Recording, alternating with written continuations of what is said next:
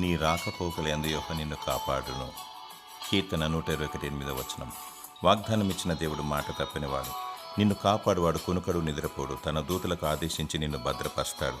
ఈ రోజుల్లో గ్యారంటీ లేదు. అవాంతరములు, అపాయములు, విపత్తులు, యాక్సిడెంట్స్ సంభవిస్తున్నాయి. నీ బిడ్డలు ఇంటిలో నుండి బయటకు వెళ్తున్నప్పుడు యేసుక్రీస్తు ప్రభునకు ప్రార్థించాలి. నీ బిడ్డలు మరల క్షేమంగా ఇల్లు చేర్చమని కీర్తన 121 ఉన్న వాగ్దానాన్ని ఎత్తిపట్టి ప్రార్థించాలి.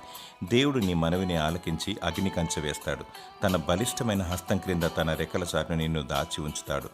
ఆయన తన రక్తం చేత కవర్ చేస్తాడు. ప్రభువైన యేసుక్రీస్తు నామమున ప్రార్థించినప్పుడు శోధన, కీడు, అవాంతరం, అపాయములు లయమైపోతాయి. నీవు వెళ్ళు ప్రతి చోటికి ఆయన నీతో వస్తాడు. నీ కుడి ప్రక్కన 1000 మంది పడినను, ఎడమ ప్రక్కన 10,000 మంది కూలినను అపాయం నీ యొద్దకు రాకుండా చేస్తాడు. దేవుని స్తుతించి మహిమపరచు. దేవుడు నిత్యము నీ ప్రయాణంలో తోడుగా ఉండి నిన్ను భద్రపరచునుగాక. Amen, amen, amen.